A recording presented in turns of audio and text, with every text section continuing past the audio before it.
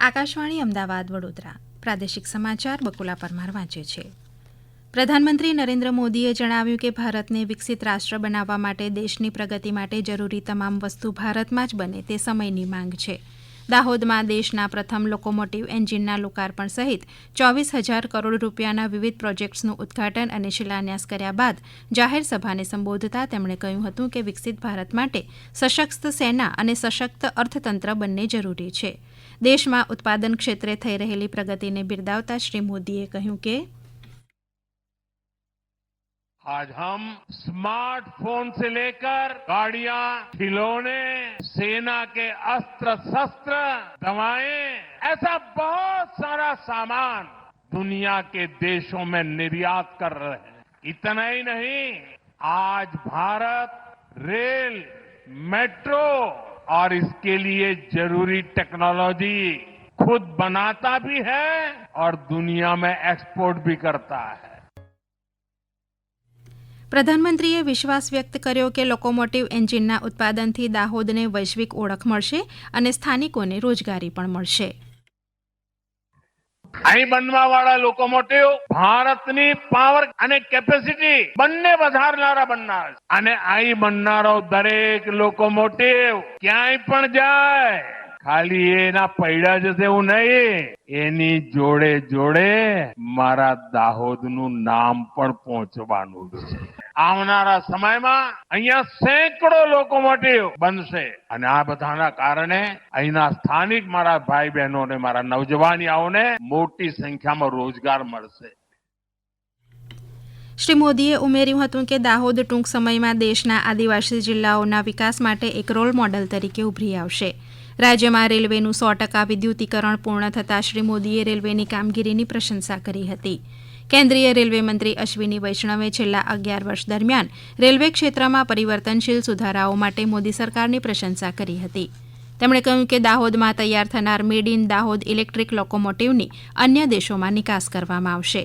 આ કાર્યક્રમમાં પ્રધાનમંત્રીએ વેરાવળ અને અમદાવાદ વચ્ચે વંદે ભારત એક્સપ્રેસ અને વલસાડ અને દાહોદ વચ્ચે એક્સપ્રેસ ટ્રેનને પણ લીલી ઝંડી આપી હતી.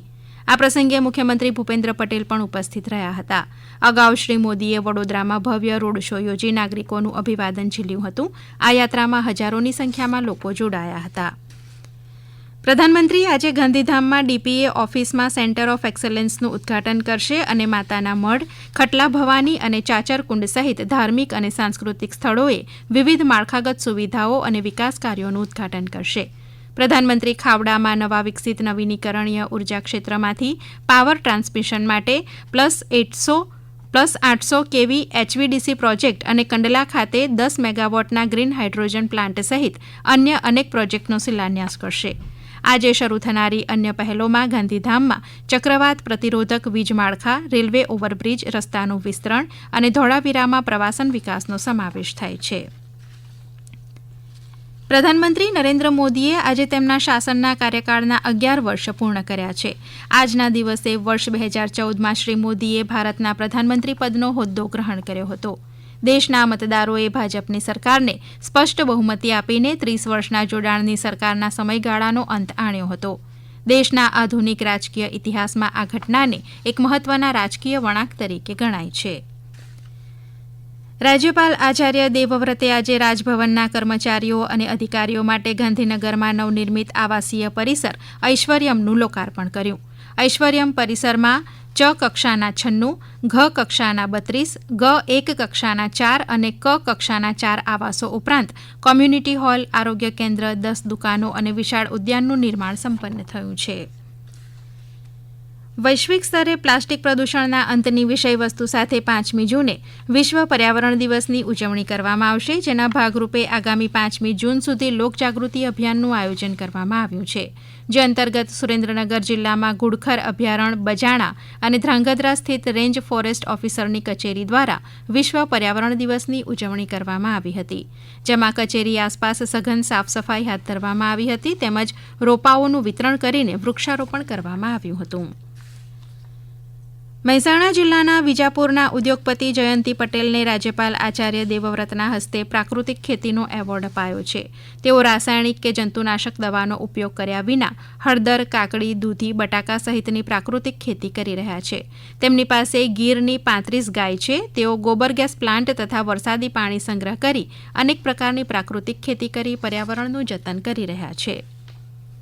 આ સમાચાર આપ આકાશવાણીના અમદાવાદ વડોદરા કેન્દ્ર ઉપરથી સાંભળી રહ્યા હતા. આ સમાચાર આપ અમારી YouTube channel AIR news Gujarat ઉપર પણ સાંભળી શકશો.